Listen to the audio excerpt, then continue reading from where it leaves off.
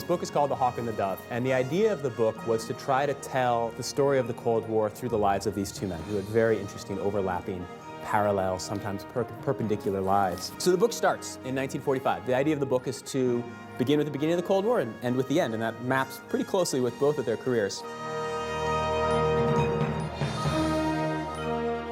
Good morning. We are pleased to welcome today some distinguished visitors and friends of the Miller Center, the former Secretary of State Lawrence Eagleburger and his wife Marlene, the former Inspector General of the CIA, Fred Hitz, and the former Director of Central Intelligence, Porter Goss, are all with us today, and I hope will participate in the conversation. Welcome to the Miller Center Forum. I'm George Gilliam, chair of the forum. Nicholas Thompson is a guitarist, but his official website reports that he's not presently on a music tour, but is otherwise occupied. If you hunt for additional information about Nick Thompson, you'll discover that he attended Stanford University, is a Bernard L. Schwartz Fellow at the New America Foundation, a senior editor at Wired Magazine, and importantly, for our purposes, a grandson of Paul Nitze. While he's written for publications such as the New York Times, the Washington Post, the Boston Globe, and Slate, and has been a senior editor at Legal Affairs and an editor at Washington Monthly, it is his Nitze connection that brings him to us today. His new book, The Hawk and the Dove, Paul Nitze, George Kennan, and the History of the Civil War, is based in part on Thompson's exclusive access to his grandfather's papers. Pulitzer Prize-winning biographer Walter Isaacson called this book insightful and important. Newsweek editor John Meacham, also a Pulitzer winner, says this is a terrific book. And another friend of the Miller Center, Steve Call, a third Pulitzer winner, hails Thompson as an exceptionally good writer and a very clear thinker. Please welcome Nick Thompson.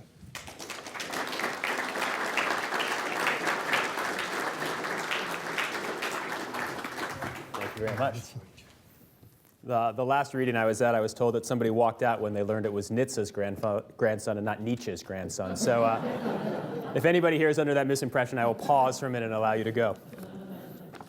So this book is called The Hawk and the Dove. And the idea of the book was to try to tell the story of the Cold War through the lives of these two men who had very interesting, overlapping, parallel, sometimes perpendicular lives. And the idea came about from two moments. The first was in 1999. Now, my grandfather, a man with a cigarette in his mouth, the Hawk, the man who spent his life advocating that the United States needed more nuclear weapons. We need to be wary of the Soviet Union. We need to carefully calibrate our arsenal. We needed more of this and maybe a little more of that and maybe more of this and even more of that. And if we were behind in the arms race, what we needed to do was catch up. And if we were even, what we needed to do was get ahead. And if we were ahead, what we needed to do was get really far ahead. At the end of his life, he said, you know what? Cold War is over. We should take all these weapons and we should throw them into the sea. And he writes an op-ed in the New York Times saying, let's get rid of our nuclear arsenal. Cold War is over. I can't see why we need these. And I was at his house for dinner about a week, 2 weeks later, and he says he wants to read a letter. He opens it up, and there's this letter. And it says, I can't remember the exact phrase, but, you know, Dear Paul, I read your op-ed in the New York Times this morning, and I agree with every word. Isn't it nice that after 50 years, we find ourselves in accord on issues that meant so much to us in times gone by? It's beautiful letters from George Kennan. And I thought then, wow. Wait a second. So here's a friend for 50 years or for a whole lifetime have been talking about these and arguing about these and is now writing a kind letter. And so that planted the seed for this book. Then 5 years later, my grandfather dies. A few months after that, George Kennan dies. So as we were discussing this morning, it's a little bit like Jefferson and Adams. And I read Kennan's obituary. And reading through Kennan's obituary, I suddenly realized, my God, these men had incredibly parallel lives. They did this at the same time, they did that. And then I was sitting there with my father, and he said, well, you know, George Kennan came to yours and my mother's wedding. And I realized, okay, so there's a real friendship between these two men. So it was at that moment when I decided, okay, you can try to tell the history of the Cold War by looking at their lives and looking at their friendship and looking where they disagreed and where they agreed. So that was where I began 4 years ago, and here we are. So the book starts in 1945. The idea of the book is to begin with the beginning of the Cold War and end with the end, and that maps pretty closely with both of their careers. So 1945, we've just won World War II, May of 1945. Kennan is the ranking American in the embassy in Moscow. There's celebrations in the street. People are thankful. You know, the United States and Russia have been allies. People are celebrating. They're thankful for American aid. And Kennan is there on the balcony as the masses jump up and down, and they pass people there. And Kennan is a very shy and nervous fellow. And he'd been in Moscow during the purges. He knows that Stalin is not actually the best partner for the United States. And so he doesn't really want to go out there. He doesn't want to say everything's going to be okay, because he knows it's not going to be okay. And he doesn't want to go out there, and he's terrified of being tossed in the air at the crowd. And so the book starts with him sort of worried there and steps outside and says, "All honor to the Soviet allies," and then jumps back inside. My grandfather, at the same time, has just been sent to Germany. His job is to deal with America's America's antagonist at the time, and to interview the ex-German leaders. So he's there interviewing Albert Speer at the same time that Kennan is there in Moscow. Then my grandfather is sent to Hiroshima and Nagasaki. He's one of the first Americans on the ground after the nuclear blasts, and he's there measuring what happened, what buildings survived, how far was the blast radius, what does this mean, how can you protect it? And that begins a lifetime of inquiry into nuclear weapons. So that's the beginning of the book, and now I'm going to read you a passage from the moment that George Kennan became prominent. This is the moment that makes Kennan's career. It's February 1946. People in the United States are still calling Stalin Uncle Joe. We're still allies. We're still friends for the most part. Kennan, though, says, hey, these, no, we shouldn't really be working with these guys. We should not be trusting Stalin. The American embassy, and Stalin gives a very aggressive speech at the Bolshoi Theatre, and Kennan is asked to prepare a response. And so this is what happens. Martha Mautner was working the late shift in the American Embassy Code Room in Moscow, Friday, February 22nd, 1946. It was a bare and austere place filled only with machinery. Polyfilm covered the windows, creating a low-tech defense against Soviet espionage. The clock struck 5 and then 6. Mautner's shift was almost over. She was thinking about her date that evening with a young, handsome Swedish diplomat. The two planned to meet up and head to a dance party. Uncertain he was the right man for her, she knew she could find another if things did not work out. Beautiful, young, smart, working in a diplomatic corps where men vastly outnumbered women, Mautner could pretty much take her pick. It was nearly 7, and Mautner was ready to bolt when the tall figure of George Kennan appeared at the code room door. A cold, sinus problems, fever, and a toothache had laid him up for the past several days. He had last been seen upstairs dictating to his secretary from a couch, but now he was standing before Mautner, holding a thick stack of white papers. He had an important and urgent telegram. It had to go to America, and it had to go now. He handed the stack to Mautner and told her to type it in and send it. She looked with frustration at the first page and its ominous opening sentence. Answer to Departments 284 involves questions so intricate, so delicate, so strange to our form of thought, and so important to analysis of our international environment that I cannot compress answers into a single brief message without yielding to what I feel would be a dangerous degree of oversimplification. For 3 years, Kennan had sent telegrams warning of Moscow's hostility. He'd been lambasting, haranguing, cajoling, arguing, pontificating. But each memo describing Stalinist malfeasance had slipped into the quiet river of unread documents flowing through Washington. Now Kennan's masters had asked him to let loose, and he'd obliged.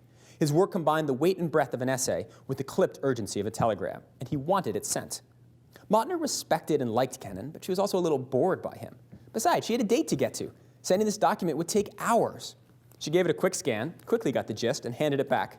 Does it really have to go out tonight, she asked. You've said all this before. Kennan insisted. Maybe the message was not new, but this version was important. Most likely no one would read it, and most likely anyone who did would not care. But Kennan had poured into it his anger, his wisdom, and his knowledge of history. He'd be damned if this chipper young woman with her Swedish paramour would come between his 5,300 words in Washington. They've asked for it, he said, and now they're going to get it. So that's the long telegram.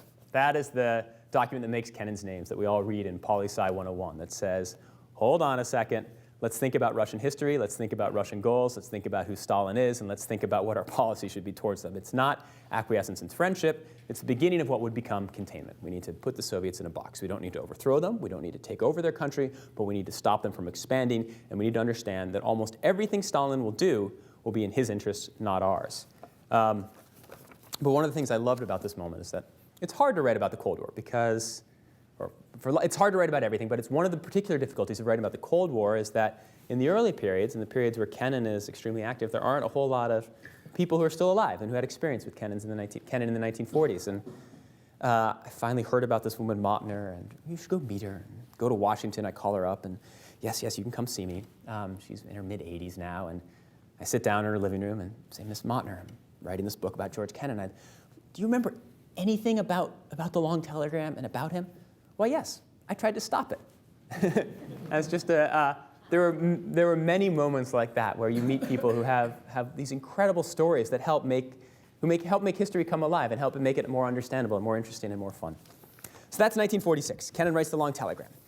James Forstall reads it. He sends it to everyone in Washington. Suddenly, the opinions towards the Soviet Union transform completely. Dean Acheson later writes that the year 1946 was spent understanding that the world really worked the way George Kennan said it did. So Kennan becomes extremely prominent. He then writes the X article elaborating on these ideas. He's put in charge of the policy planning staff. He helps design the fundamental goals of the Marshall Plan. Most of American policy between 45 and 49, or much of it, is set, thought up, and designed by George Kennan. Paul Nitze, meanwhile, moves a little more slowly. He does help. He's asked to work on the Marshall Plan. He doesn't help conceive of it, but he helps get it through Congress. He comes up with the details, how many beats should go to Austria, how many pulses should go to England. And then in 1949, George Kennan has noticed how hard Nitze works and needs someone with economic skills, so he pulls Nitze in. So 1949, George Kennan is head of the policy planning staff. Paul Nitze is his deputy. So they work together. They're quite close friends. They'd actually met on a train in 1943. My grandfather is a very social guy, and he's on a train. He saw somebody sitting alone, just sit next to him, and he sat next to George Kennan, and they had a nice talk. So they agree on pretty much everything up until August 1949, so 60 years and 2 months ago. And then the Soviet Union sets off an atomic bomb. And suddenly, the whole situation has changed. We now no longer have a monopoly. We're no longer the sole country with the power to destroy any adversary. And this is where Nitze and Kennan split apart. Acheson calls them in September 1949 and says, OK, I need to decide what to do. Are we going to build a hydrogen bomb, or are we not going to build a hydrogen bomb?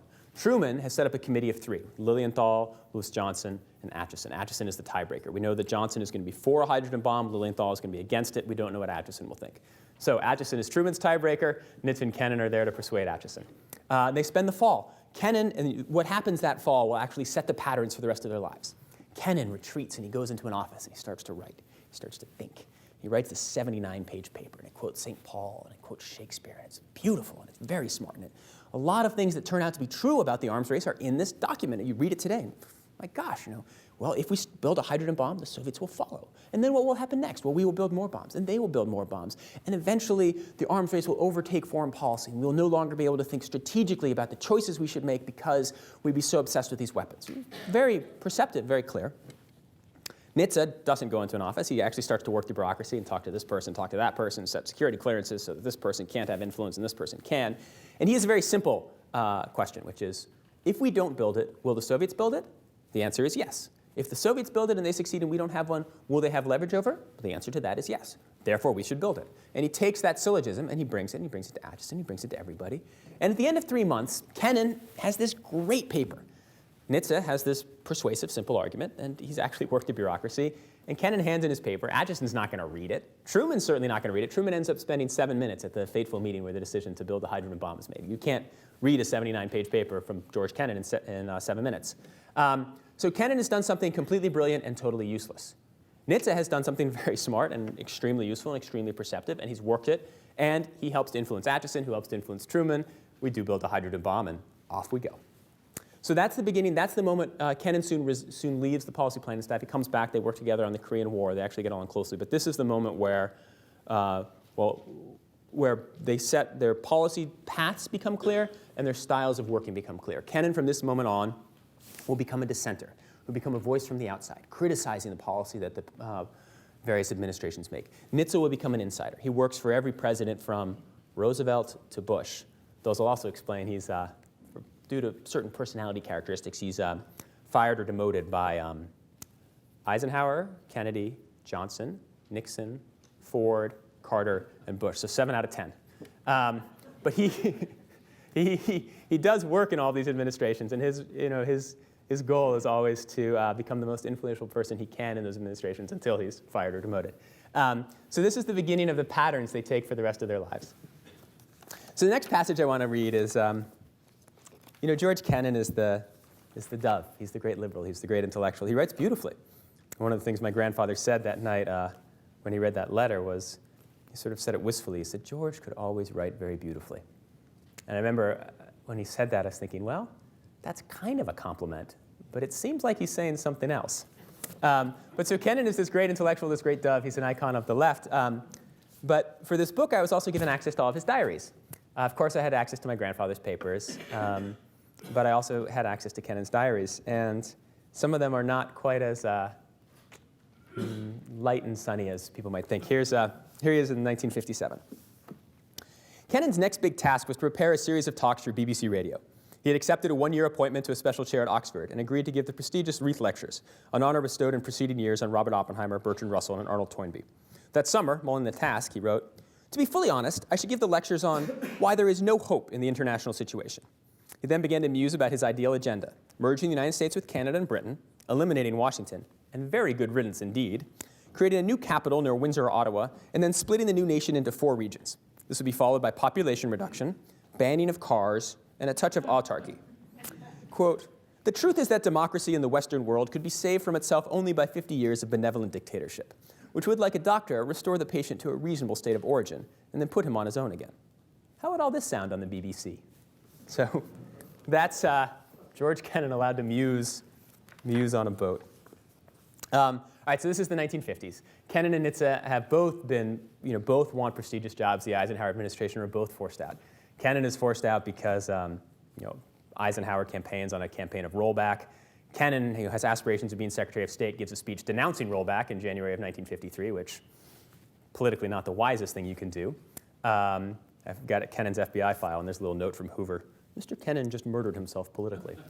Nitze is forced out because although he's a hawk, people don't really know that. A lot of his work, NSC 68, one of the foundational hawkish documents, is still classified. And he went to Harvard and he wears a bow tie. And so the McCarthy side of the Republican Party doesn't like this guy who'd worked for Atchison. And so he's pushed out of the Eisenhower administration. So when Nitze is pushed out of office, what he will do is he will then attack. And so Nitze spends the rest of the Eisenhower administration critiquing Eisenhower, and Kennan does too, but in different ways. Kennedy comes into power. Nitze is one of his top foreign policy advisors. He's one of the chiefs. He thinks he's going to get a fantastic job. December 1960, Kennedy calls him up. "I've got 3 jobs you can choose from: Deputy Secretary of Defense, Undersecretary of State for Economic Affairs, or National Security Advisor. Which would you like?" Nitze says, "How much time do I have?" Kennedy says, 30 seconds. Nitze says, "Deputy Secretary of Defense." He's very proud that he did it in 29 seconds. But the job disappears. McNamara is brought in. McNamara is a number-crunching whiz kid whose people have concerns about his ability to see the big issues. Nitze is slightly less fast, numbers-crunching whiz kid who people are concerned his ability to see the big issues. So McNamara says, "I want that guy." So Nitze is forced out. He calls back Kennedy, says, "Hey, those other 2 jobs available?" Kennedy says, "Sorry, too late." So Nitze is then forced to sort of third tier in the Defense Department, and he has to build himself up. It's a pattern that will be followed throughout Nitze's career. He'll be close to a big job, not get it, push down, and then work his way back up. Kennan is sent off to Yugoslavia, becomes ambassador to Belgrade. It's his last post. He doesn't do very well. He gets in a huge fight with Congress over most favored nation trade status. He comes back to Washington to lobby Congress, and the first thing he does is write a letter to the New York Times denouncing Congress for its appalling ignorance. Secretary Eagleburger worked with him, and when I interviewed him, said, "Kennan was a better writer than ambassador," which is true. So Kennan leaves slightly, it's unclear, he's forced out, fired, but that's it. That's the last government job Kennan will have. Nitze works his way back up, gets into Kennedy's inner circle. He's there in the Cuban Missile Crisis. He's there in the Berlin Crisis. He ends up having a very influential career through that period. That reminds me, one of my another favorite moment during this book. I had been going to the Paul H. Nitze School of Advanced International Studies, where, of course, everybody treats me well because I'm the grandson of Paul H. Nitze. And I'd gotten to see these wonderful papers on the 6th floor. And they're papers that my grandfather had given to Elliot Cohen, who's a professor writing about him. And so Dr. Cohen let me see them. And one day I came on a Saturday, and there was nobody there except for a janitor. I said, "I'd like to see the Nitze papers." And the janitors didn't speak English, but Nitze, and I said, "I'm the grandson of Paul Nitze." He said, "Oh, okay." So he takes me in the elevator, and he presses 4. And I'm not quite sure how to say 6 in Spanish, so I figure I'll go with him. We go up to 4, he goes down a hallway, unlocks the door to his right, and there's a big blue boiler. And behind the boiler are 60 boxes. And in those boxes are the papers of my grandfather's life, which apparently only this janitor, not any of the professors at SAIS, not the dean, nobody knew were there. And included there are handwritten notes from the Cuban Missile Crisis, handwritten notes from the Berlin Crisis, notes on my grandfather's thoughts about Gorbachev during Reykjavik have just been sitting behind a boiler at SAIS for 25 years. But, the janitor was extremely kind, and I got to read them all, and I've now given them to the Library of Congress, so they're there. All right, the next passage I'm going to read is the beginning of the 1970s. This is setting up will be the decade where the clash between Kennan and Nitze is clearest. The 1970s were the decade when everyone in Washington learned the fateful acronyms. Our silos were stocked with ICBMs, intercontinental ballistic missiles. They were armed with MIRVs, multiple independently targetable reentry vehicles. If the Soviets attacked, our best bet would be counter with SLBMs, submarine-launched ballistic missiles, or maybe one day stop them with anti-ballistic missile, ABM, systems. Nitze had helped coin the new vocabulary, and now he would master it. He studied the weapons the way a monk studies scripture. Every word and every weapon had meaning. World peace hinged on a stable relationship between the US and Soviet arsenals, and that stability could hinge on apparently tiny details. If Moscow were allowed to build just a few more of these, with those components, and we did not counter with this, the Soviets might be tempted to start a war. He'd begun his reflection on the balance of atomic weaponry in Hiroshima with a strategic bombing survey, and he continued since. Both at the beginning and at the end of the decade, he knew more about nuclear weapons than almost any other man alive. Nitze's fascinated immersion was matched by Kennan's willfully uncomprehending alienation. To him, the acronyms and the details were preposterous. What could 1 or 20 or 100 more of these horrors possibly mean if we already had enough to turn the planet into Venus? In one sense, the stockpiles were all too real. In another sense, they were imaginary. For by tinkering with numbers and fretting over ratios, we created an illusion of control. The truth was that we had built something far too powerful for us to manage. Kennan did not reach back to Hiroshima. He reached back to a trip to Hamburg after World War II, when he concluded that no rational man could any longer countenance war on a grand scale, even with non-nuclear weapons. These two men reached these opposite conclusions through temperament and experience. Nitze had spent his youth building home telephone sets. Kennan had quietly written poetry. Nitze came to trust and believe in the power of numbers, whether in the form of Clarence Dillon's financial charts or Albert Speer's list of ball bearing factories. Kennan believed that technology destroyed more than it created. Nitze spent his life gaining confidence. He was unusually popular, generally the smartest man in the room, and always well off.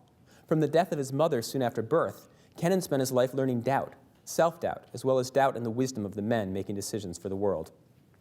Nitze's career led him to believe that the US government, especially when he was involved, could make sound decisions. Kennan felt that the US government was all too likely to go astray. Nitze believed he could answer the new epic questions. Kennan believed that nobody could, and that the ghastly weapons were now in the saddle and riding mankind. The two men had agreed on a great deal in the previous 20 years, Korea, Eisenhower, Vietnam. But by the end of the 1970s, when nuclear weapons haunted every element of American foreign policy, Nitze and Kennan seemed to agree on nothing. Now they truly became the hawk and the dove. That's the beginning of the 1970s. Nitze has worked under Johnson and Kennedy. He's against the Vietnam War in the beginning. He's for it in the middle. He's against it at the end. He comes out and he's made one of the chief negotiators to the SALT Treaty. And he spends the early 1970s doing that. Kennan has become this wonderful Pulitzer Prize-winning writer. His writing it's incredible.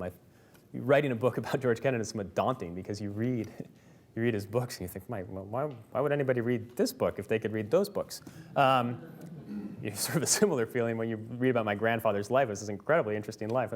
Why would anybody, how do you feel about your own life when you're writing about somebody whose life is this good? And I want to read, the next passage I want to read is from when I started the book. When I started the book, there are two obvious sort of narrative problems writing this history. First is that I'm Nitze's grandson. So the first reaction that a reviewer will have, or a reader or a critic, will be, come on. Grandson writing a book about Nitze and Kennan? Of course, he's just going to say Nitze is right, Kennan is wrong. He's going to inflate Nitze, give him more historical importance than he needs. So the way to get around that is to just try to write it as objectively as you can. And to admit in the beginning I'm his grandson, and I have a little bit at the end says, yes, I'm his grandson.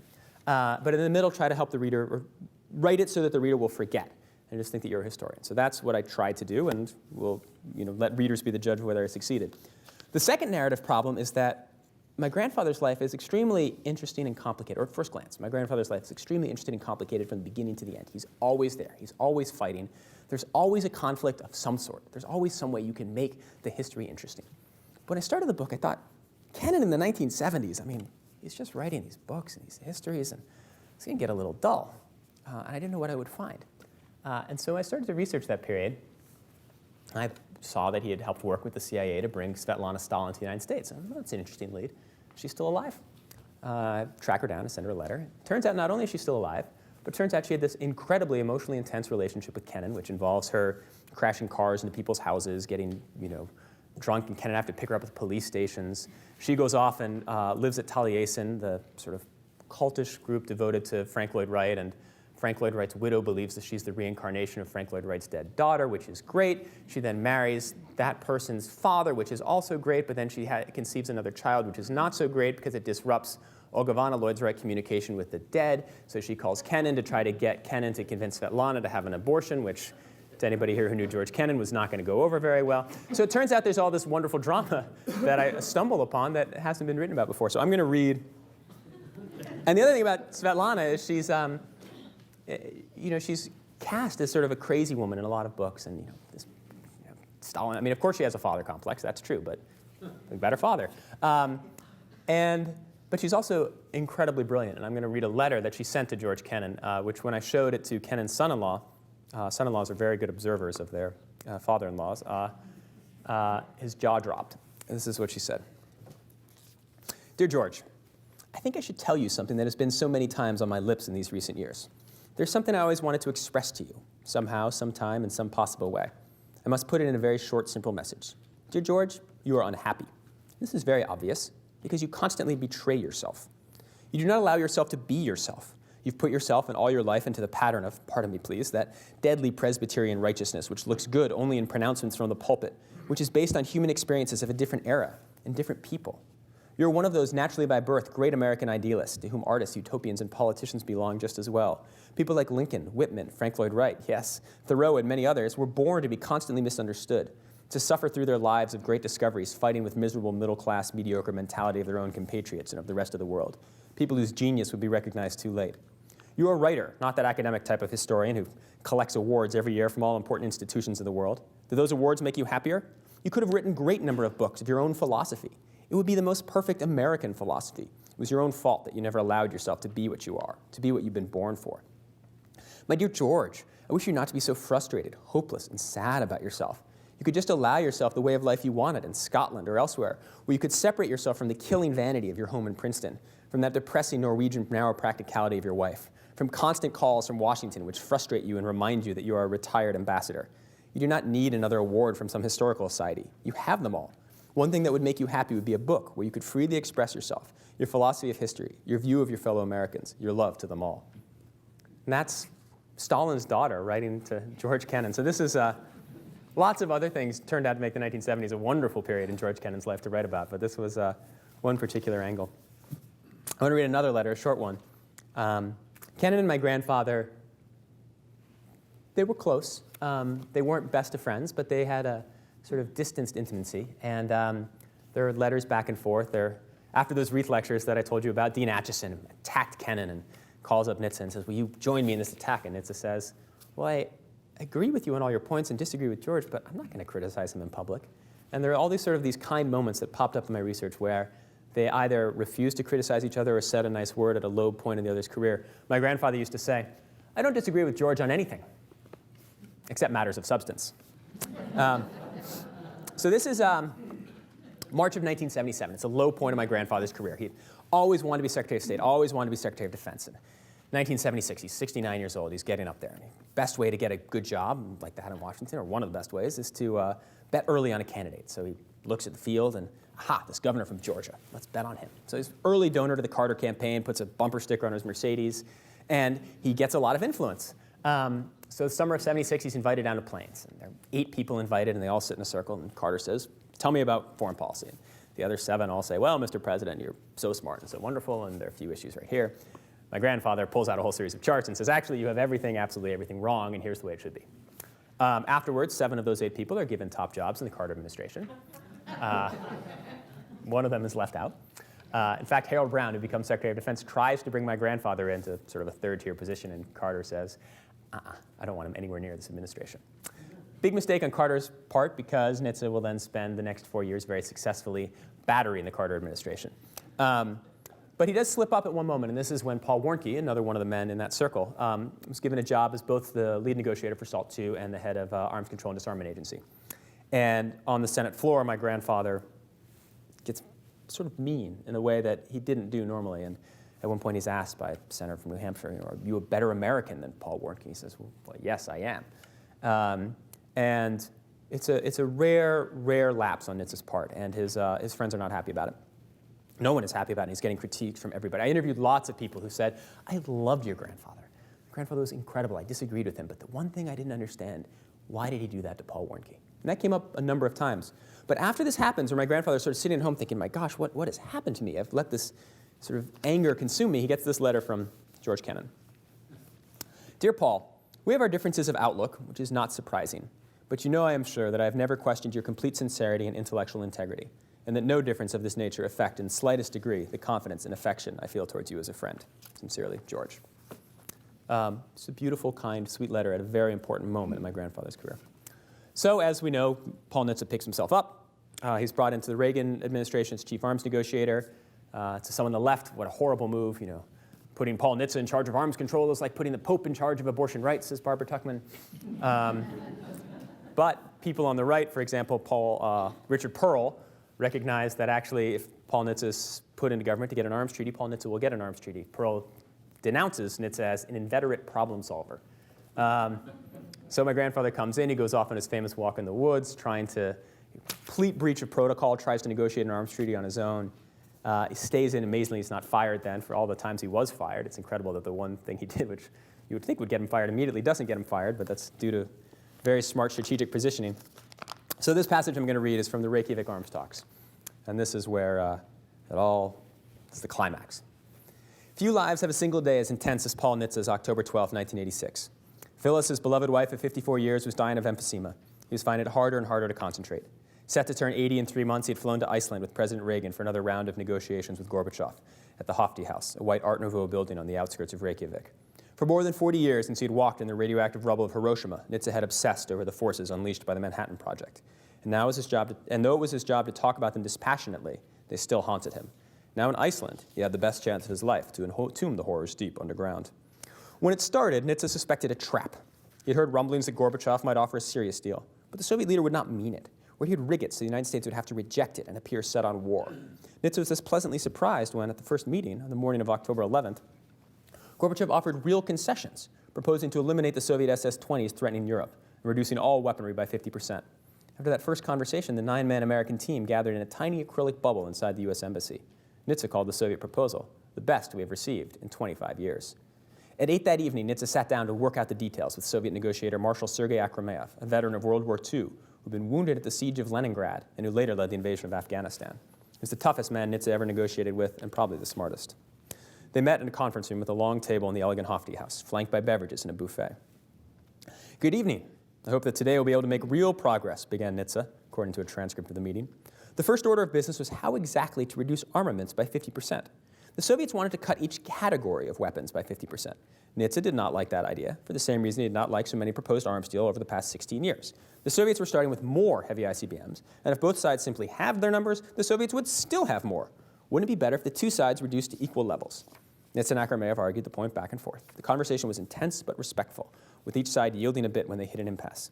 Here's a typical exchange. Nitze, we do not agree with that. Akrameyev, yes, we should record specifically that our opinions differ. Nitze, maybe we should try to liquidate this difference. They just kept on talking. They made progress, then they'd get stuck. Then they'd make more progress, then they'd get stuck. Eventually, they hit the issue of missile defense. Here, Akrameyev was adamant. The Soviets were to reduce their offensive arsenal so massively, they could not have the United States building space weapons or a shield. At 2 a.m., Akrameyev declared, right now I suggest we take a break. They would resume talks in 1 hour. Nitze stepped outside into the frigid night with one of his colleagues, jumped in a car, and drove to their hotel. They woke up Secretary of State Schultz. It was so cold, he put a sweater on over his pajamas and then a robe over that. They asked what to do. Schultz told Nitze whatever he thought was right. This is your working group, and you're the boss. When they returned, it became clear that Akrameyev had woken up his bosses too, and that they had told him to yield. He picked up the debate with the declaration that we offer to prepare an agreement for 50% reduction of U.S. and Soviet strategic weapons to an equal number of carriers and warheads. It was a breakthrough. Soon, the two sides were negotiating limits upon particular types of missiles, as well as challenges in verification. They made progress, and more progress. Issues that had sucked away hundreds of hours during past talks were resolved in minutes. And then they hit the inevitable and familiar bump of missile defense. It was 6:30 in the morning, and Akrameyev had had enough. We brought closer our position on strategic weapons, but disagreed on ABM. Thank you for your cooperation. Nitze hustled back to report everything to Schultz. He'd worked through the night, 10 hours straight. His adrenaline was pumping. He met the secretary at a few minutes past 7 and explained what had happened, noting all the breakthroughs. Damn good, it's what we came for, exclaimed Schultz. A terrific night's work, Paul. I haven't had so much fun in years, replied Nitze. So he's 79 years old. His wife is dying. He pulls an all-nighter. negotiates these things that he spent, his whole life has been devoted to nuclear weapons. And he talks about them clinically and dispassionately, but at the end of his life, he would have nightmares about what he saw in Hiroshima. These things had haunted him and were internalized. And he's almost there. He's almost got this incredible agreement. So that Reagan and Gorbachev go into a room, and will they make this deal? Will it break down on missile defense, or will they have the ultimate agreement? And there's a photograph in the book that is one of my favorite photographs I found, and it shows Reagan sitting there confidently with Edelman and Schultz and my grandfather, like this, on a couch, as he knows it's about to fall apart. And it does fall apart. It breaks down on the question of whether testing for missile defense will be confined to a laboratory for 5 years or 10, which my grandfather has always thought that missile defense is an illusion, a useful illusion that we should be able to trade, but if something real is offered, we're not actually going to be able to build this thing. It's not going to be, as he would say, cost-effective on the margins. But it all falls apart. My grandfather gives a press conference afterwards where he breaks into tears and says, we tried. My God, we tried. We almost did it. And so it looks like that's the end of Paul Nitz's career, and it's ended in failure. But of course, as we know now, that's not how the Cold War ends. The Soviet Union crumbles and collapses. Just a couple of years later, Nitze is hailed as, in fact, we're almost at the 20th anniversary of the Berlin Wall coming down. It's just in 3 weeks. Nitze is hailed as a man who helped guide policy. Kennan is hailed as the man who created American policy, the policy of containment. Nitze is interviewed by Jim Lehrer a week before the Berlin Wall comes down. And why did we win the Cold War? Which his response is, George Kennan came up with the right policy, and I made it practical. Kennan was pleased, of course, with the way it ended. Claims that if we'd followed his advice earlier, that it would have ended a lot sooner. But I went into Kennan's office. I went to his house for this, and there was on the wall, there was a big newspaper headline with Berlin Wall comes down in a 100-point font. All right, so this last passage I'm going to read is the end of the book. In late September of 2001, I visited my grandfather in his home in Georgetown. As he often did, he sat in his study, leaning back deeply in an oversized easy chair.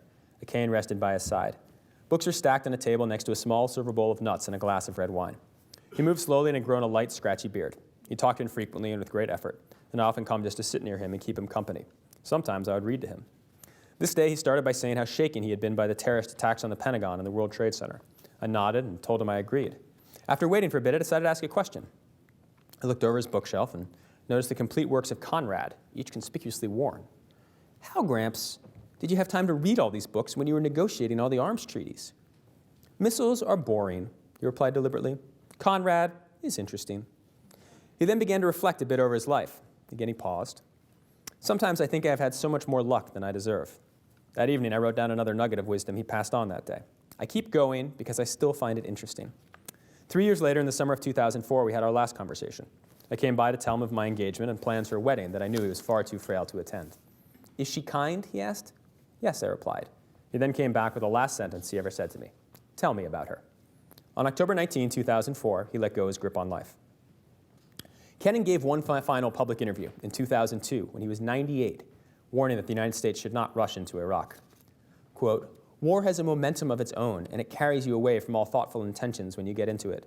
Today, if we went into Iraq like the president would like us to do, you know where you begin. You never know where you're going to end. His body was frail, and he knew it was time to tie up his most important loose end. One day, he put on his coat and tie and told his nurse, Betsy Barrett, that he wanted to pray for his mother, who, he said, had died knowing that she would never know her son. He went to his church and spent 15 minutes on his knees. He never mentioned her again. Kennan was determined to be alert for his 100th birthday. As the day neared, he tried to stay sharp by folding little pieces of paper and trying to keep track of them.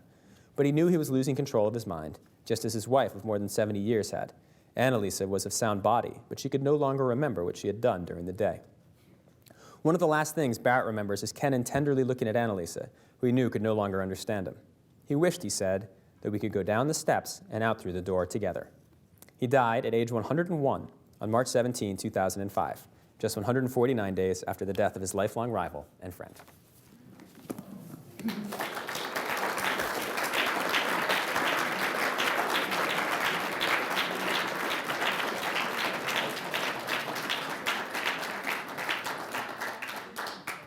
A lot of the people who are here today know about the Miller Center's forum programs and other public programs, but I know that you made pretty extensive use of some of our other assets, and I just wonder if you could very briefly talk about the way someone who is writing about modern political history uses the other assets of the Miller Center.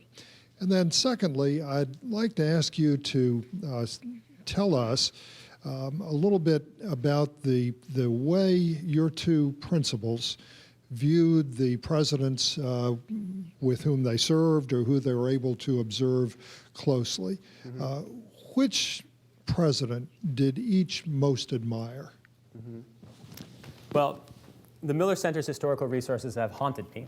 And the reason for that is that they have all these wonderful audio archives, including these great interviews and talks that Nitze and Kennan did here.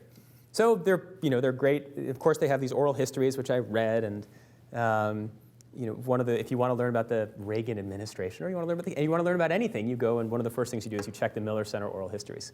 But you can also download their MP3s. And so I downloaded all these MP3s of Kennan and Nitze. And they haunted me because I would listen to my iPod on shuffle, which shuffles through the different songs in your MP3 player. So, a nice jazz recording, a nice rock recording. And then suddenly the voice of Paul Nitze will come on.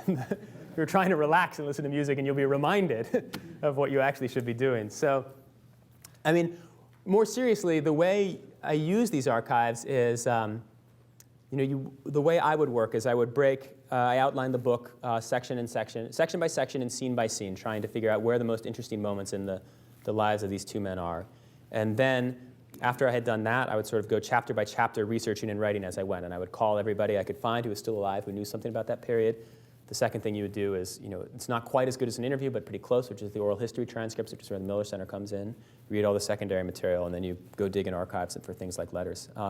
So the wealth of material the center's created has just been fantastic for that. For presidents, my grandfather, there are two presidents he liked, Harry Truman and Ronald Reagan. One way you could look at that is that they're two of the only presidents who didn't fire him. And he was also, under Truman, he was too young to be Secretary of State, and under Reagan, he was too old. So he actually got along with the Secretary of State. It's the only times he got along with the Secretary of State. But I think he also found a sort of he believed that both men had the right principles and the right instincts, and they may not have had the technical detail, but that was what he was for. Reagan may not have understood exactly why the Pershings were more important than the ground-launched cruise missiles, or maybe he did, but he didn't quite understand the strategic balance. But Nitze could figure that out. What was right was that Reagan understood where we should go and had the right direction. Same with Harry Truman. I think Kennan's favorite president, Kennan was, Kennan came up with the word containment. So in some ways he came up with he was the father of America's Cold War policy, but he was constantly denying the paternity. And he believed that every president strayed away, and there's a great debate between political containment, which is what Kennan said he followed, and military containment, which is more or less what we did. And Kennan believed that in this shift from political containment is economic aid, it's propaganda, it's manipulating elections. Kennan helped set up the covert wing of the CIA. He had no problem with that. He just didn't think that the way to contain the Soviet Union was to build all these nuclear weapons and then say, hey, if you cross this line, we'll bomb you. And so Kennan denounced American policy for most of that period, but I think the president he liked the most was Kennedy. And I think he saw something in Kennedy's Vienna speech. He saw a movement, the non-proliferation treaty. He saw a movement away from nuclear weapons, and he was clearly quite disappointed in the early decisions of the Kennedy administration. But by the late times, despite his clashing while ambassador to Yugoslavia, he was extremely pleased with that president. Professor William Quandt served on the National Security Council. First, thank you for a wonderful presentation, and I can't wait to get my hands on the book. It sounds like it's going to be a great read. I wanted to ask you about Nitze and his role in the Team B exercise in the Bush administration. It seems to have had a significant impact, and it seems to have been based on a view of the Soviet Union that now looks like it was quite wrong. Did he know that Team B was exaggerating Soviet capabilities, and did he think it would serve a useful purpose? Or were they simply misinformed? Because we look now back at the Soviet Union in the 1980s, and it looks like we should have been able to detect the signs of disintegration. The other thing I'm interested in is your grandfather was a real believer in building up nuclear weapons. I think we now know that Reagan hated nuclear weapons and actually was ready to get rid of them when he met with Gorbachev in Reykjavik. How did your grandfather react to the realization that Reagan was not a closet dove, but a real skeptic about nuclear weapons and was horrified by the idea of nuclear war? Those are fantastic questions and complicated ones. So the Team B exercise in the summer and fall of 1976, my grandfather is part of a group of hardliners called in to analyze CIA estimates of the Soviet Union. And they come in and they say the CIA is totally underestimated the Soviet Union. The Soviet Union has many more weapons. Their silos are hardened more, and they're working on all these systems that the CIA doesn't know they're working on. And then there's a meeting between Team A, which is the CIA analysts, and Team B, which are people like Nitze and Paul Wolfowitz and Richard Pipes, where Team B sort of eats Team A for lunch. And Team A consists of these 30, 40-year-olds, and there's Paul Nitze, who's late 60s and knows all the facts. And somebody says it's like, one of the Team A people later says it's like the Washington Redskins paying Silver Spring High.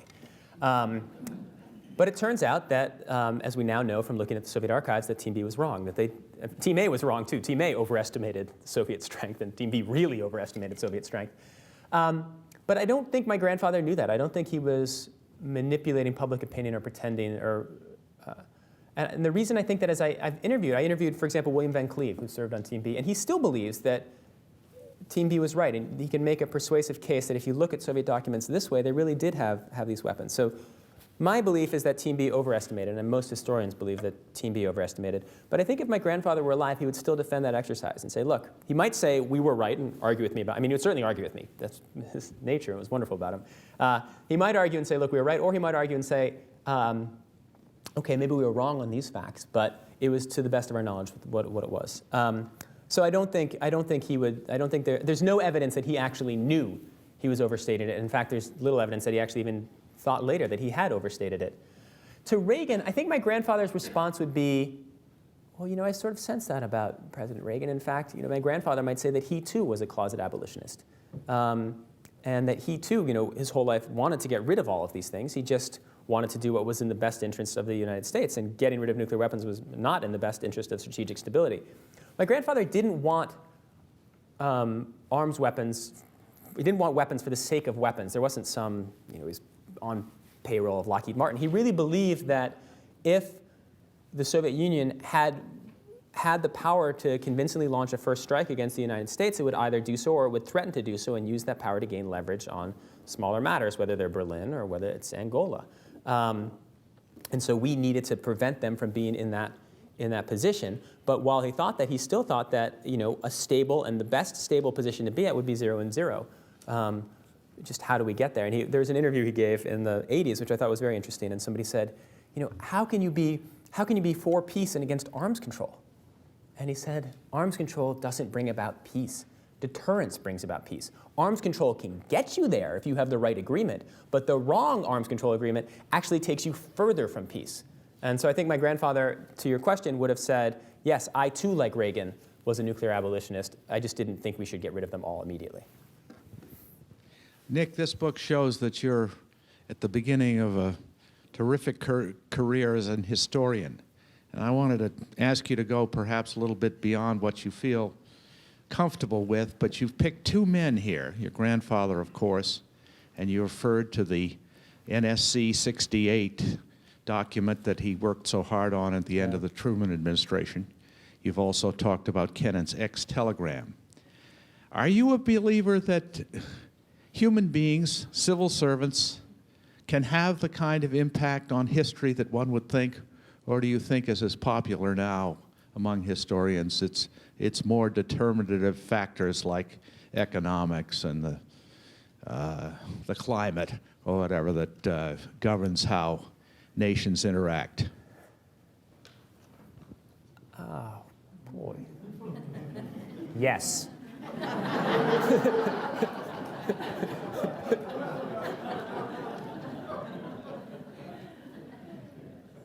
I think that I think there were probably a lot of people back then too who didn't think individuals could have a huge effect, though clearly Nitze and Kennan ended up having it. And I would think this situation is similar today in that history isn't preordained. It can certainly be shifted in different directions, and individuals, whether they're low-level people in the American embassy or whether they're arms controllers, or neither of them were particularly prominent where they helped push America in a particular track, can have a real influence, not in turning everything around, not in turning the ship from going east to turning the ship from west, but from turning the ship a little bit. And if you turn the ship a little bit in the harbor, it actually then has a huge influence on where it ends up landing many years later. A related question is why don't there seem to be people like Nitze or Kennan today? You know, some people say Richard Holbrooke is the equivalent of a long career, but really he's always worked on Democratic administrations. Why is there nobody like that? And that's a hard question, and I think it's an important one, and I think it's a connected one. And I don't know the answer to this, but I think it is that neither my grandfather nor George Kennan was ever partisan. Neither was ever really a Democrat or a Republican. They were their own people. They were original. And the country wasn't as partisan, so they weren't sucked into those parties. There never was a sense that in order to have an interesting career, you would have to go into the party. Now, maybe it would have helped Nitze if he had been more of a partisan Democrat and had just done whatever Carter had wanted him to. But he never was, and Kennan never was. And I think that's why they were able to stay influential and interesting for so long, because they maintained their originality and they didn't get sucked into party ideology or being forced to just go along with what everyone else was saying. They really believed in what they were saying at all times. And I think that's possible today, but I think it's harder. But that's a great and tough question. Lawrence Eagleburger was Secretary of State during the Bush 41 administration. But that's irrelevant. I also worked for George Kennan in Belgrade. In fact, I was present at the time he blew up and ruined whatever time he had there. And I just thought it leads to a question which is very much like the one you just answered, and that is, to what degree, in both cases, both men, were they their own worst enemies? I know in George Kennan's case, pretty much the things he did to ruin himself. What was it about Nitze then that led him to be fired so many times? I have to tell you, I understand it in a way because Henry Kissinger fired me 5 times. So I do understand the problem. We're now 3 for 3 with people who know more about the Cold War asking me questions. Kennan, both men are certainly their own worst enemies. There's no question about that. That's another thing they shared in common, is the marvelous ability at self-sabotage. Kennan's problem was that he just didn't believe anybody else had the answers. I mean, he was incredibly pessimistic about the United States' ability to do well, to do good for the world. He was incredibly pessimistic about the individuals around him. He did not think people had solutions. He also, for all of his brilliance, did not get along that well with people. He would insist on the model that I talked about in 1949, which is, I will write, I will come up with what is right, and then you will either follow me or you will get it wrong, which is often true for someone as brilliant as George Kennan. I mean, he foresees, talking about Henry Kissinger, I interviewed Kissinger and I asked him, do you have any interesting stories about Kennan? He says, well, here's one.